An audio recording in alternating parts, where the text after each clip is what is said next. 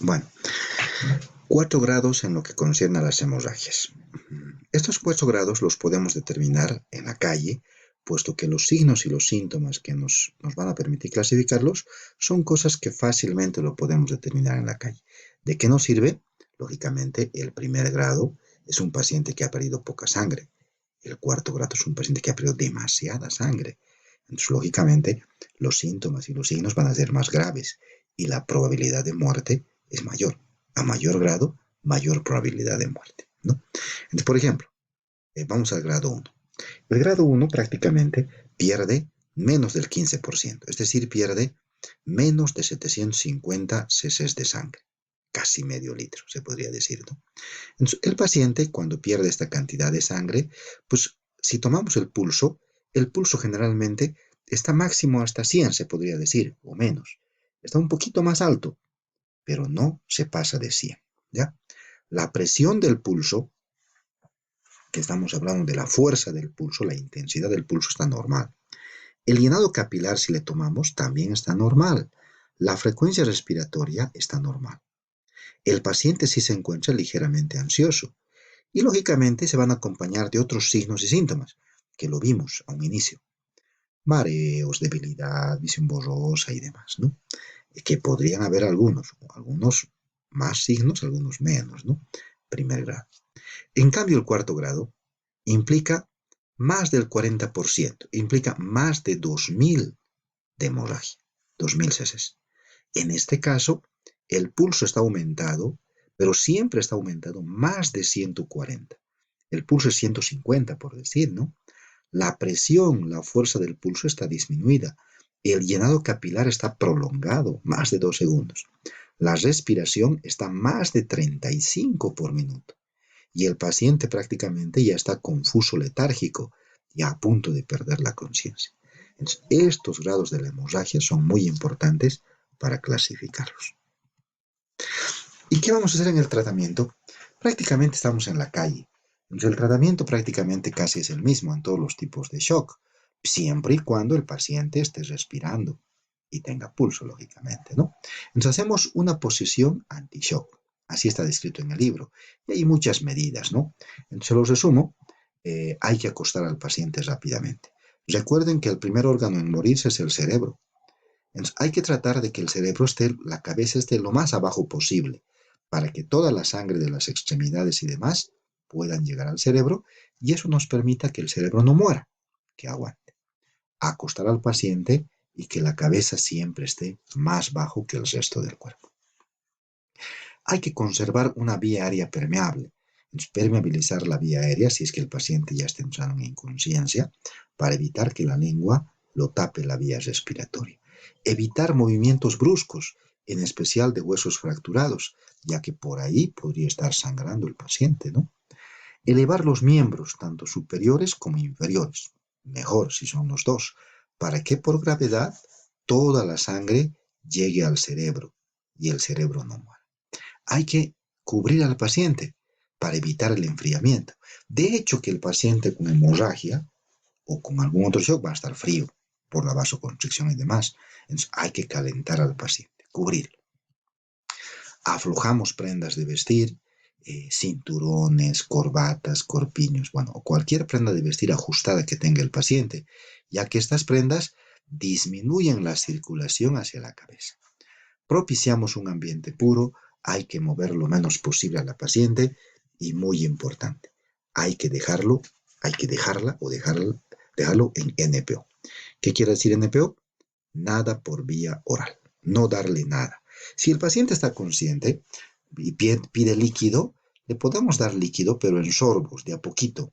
Cuanto más se tome, hay mayor riesgo de que vomite. Bueno, y entramos a la última condición de alto riesgo, la más interesante. Bueno, es el TEC, traumatismo encefalocraneano, ¿ya? Vamos a ver algunos detalles anatómicos y fisiológicos para poder entender bien, ¿no? Uno, recordarles que la piel que cubre la cabeza, el cráneo, se lo ha llamado cuero cabelludo. Es el único lugar en el cuerpo que recibe el nombre de cuero cabelludo, ¿ya? Y eso radica en que si analizamos las estructuras, primero viene piel, Luego viene el tejido subcutáneo, la grasa. Luego viene la aponeurosis, que es la capa más dura, la galea aponeurótica. Luego viene el tejido areolar, que es medio laxo. Y luego viene el periósteo. ¿Ya? ¿Qué es lo que no tiene? No tiene plano muscular. No hay músculo en todo lo que está cubriendo la calota o el cráneo. No hay músculo. Eso hace que todas las capas, que son delgadas y demás, aparenten unirse y parecería que es solamente una capa. Cuando hay una herida y demás en la cabeza, es muy común que la herida llegue hasta el hueso. Y cuando queremos suturar, solo encontramos una capa. De ahí el nombre de cuero. Parecería un solo cuero, que es más grueso, lógicamente. De ahí se lo ha denominado cuero cabelludo. Bueno, normalmente el cráneo, toda la cabeza diríamos, el cráneo, se divide en dos, todo lo que es la cabeza. Entonces, desde aquí para allá, esto es el cráneo y esto es la cara. Entonces, los huesos de la cara y los huesos del cráneo. ¿Ya? Entonces, aquí hay una línea.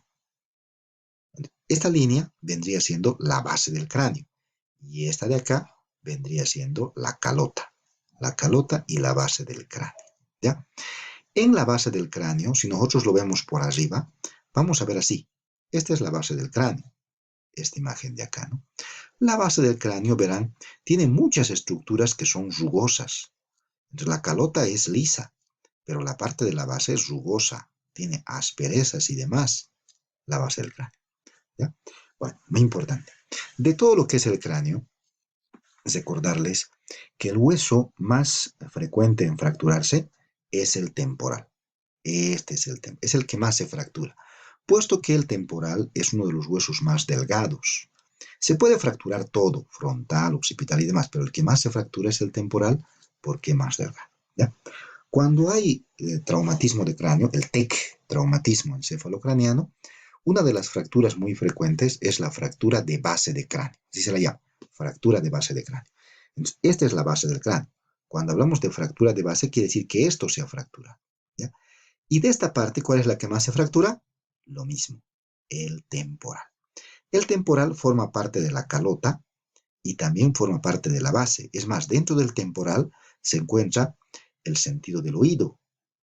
Y hay una relación muy estrecha del temporal con el nervio facial, en especial, que es un nervio netamente motor que prácticamente inerva todos los músculos de la cara. El cerebro normalmente está cubierto de capas, a las cuales se los ha llamado meninges. Son 3 capas en estas meninges, ¿no? La capa que está pegada al cerebro se la llama pía madre. La capa que está en el medio se la llama aracnoides. Y la capa que está pegada al hueso se la llama dura madre. Importante. La dura madre es una capa que está pegada, unida al hueso, pero entre dura madre y hueso existen vasos, ¿no? Entonces hay un espacio para los vasos, pero normalmente la dura madre está adherida y pegada al hueso. Muy importante cuando analicemos los hematomas, ya no se olviden que la dura madre está pegada al hueso. La aracnoides está libre y la pía madre está pegada al cerebro. Normalmente existe líquido entre la aracnoides y la pía madre. Aquí existe líquido, en este espacio. En este otro espacio no hay líquido, solamente hay en el espacio subaracnoideo, entre aracnoides y pía madre. Normalmente el cerebro tiene varios lóbulos, lóbulo frontal, lóbulo occipital, parietal, temporal y demás.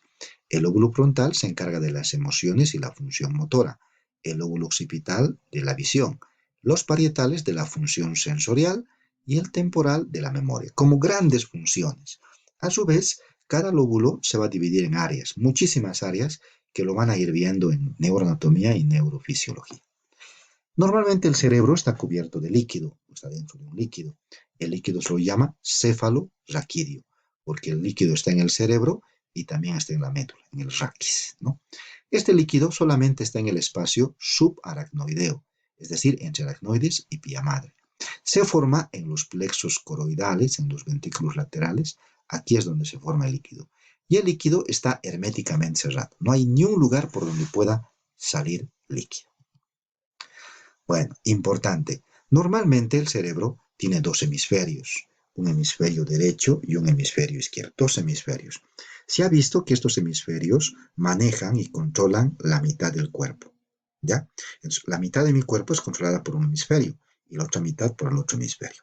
Se han visto de que todas las fibras nerviosas que salen de ambos hemisferios, todas estas fibras nerviosas, hablando gruesamente, del cuello para abajo, todas estas fibras se entrecruzan, de tal forma que mi hemisferio izquierdo maneja la mitad derecha de mi cuerpo y al revés, mi hemisferio derecho maneja la mitad izquierda de mi cuerpo. ¿De acuerdo? Bueno, ambos hemisferios están unidos en la parte central, pero en la parte superficial, se podría decir, o en la parte externa, están parcialmente separados. Y lo que los separa es este tejido. Es un tejido medio fibroso que está pegado al hueso. Este tejido va separando y pegando al hueso y va separando desde la parte anterior hacia atrás y va separando el cerebro parcialmente, ¿no? Y este tejido, al llegar a la parte posterior, se abre en dos, como están viendo en la imagen, formando una especie de tienda, como una tienda de campaña. Entonces, a esto se lo ha llamado el famoso tentorio. Este es el tentorio, ¿no? Entonces, el tentorio, si cortamos un cerebro en un corte sagital, como esta imagen, vemos esta imagen acá. Este vendría siendo el tentorio, que vendría siendo este mismo, ¿no? Como verán, el tentorio se abre y hay un espacio, este espacio como tienda. A este espacio se lo ha llamado incisura, ¿ya? Entonces, este vendría siendo el tentorio y este espacio de acá vendría siendo la incisura. Esto ya es hueso, ¿no? Entonces, el tentorio divide al cerebro en dos. Una que está arriba, supra, y otra que está abajo, infra, ¿ya? Y a nivel de esta incisura, en esta incisura, hay varias estructuras. Sin embargo, las más importantes existen fibras corticales del cerebro medio, y acá también se encuentran el tercer par craneal. Fibras del cerebro medio y tercer par craneal. Recuerden que hay dos hemisferios. Siempre que hablemos de nervios y demás a este nivel, siempre hay dos. Si hablamos fibras corticales del cerebro medio, siempre hay dos. Fibras corticales del cerebro medio izquierdo y derecho. Si hablamos de tercer par craneal, también son dos. Izquierdo y derecho. Ya, por si acaso. ¿Qué es lo importante del tentorio?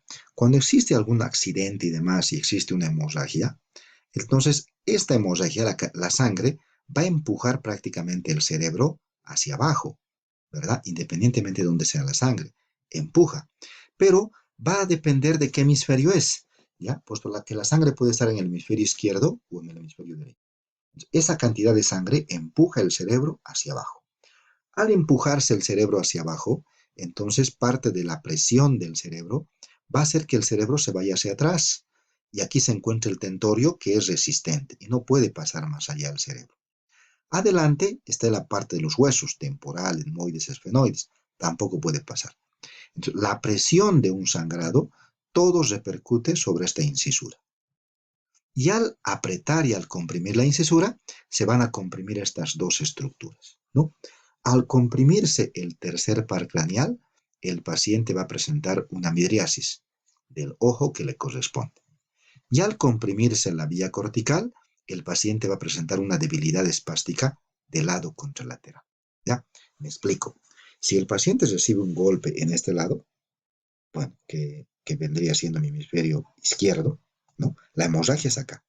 Entonces, esta sangre que se va a acumular en este hemisferio va a comprimir el tercer par craneal de este lado.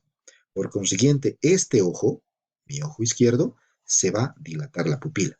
Va a tener una midriasis. ¿Ya? Lo que estamos hablando acá, midriasis. También pero este otro ojo está normal. Solamente el ojo del lado afectado. Producto de la compresión de la vía cortical de este lado, de mi hemisferio izquierdo, la mitad contralateral de mi cuerpo, es decir, la mitad derecha, va a presentar una parálisis flácida, una debilidad espástica. Entonces, cuando yo le diga levante la mano, no va a poder levantar la mano de esta mitad por la compresión que existe de estas fibras, ¿ya?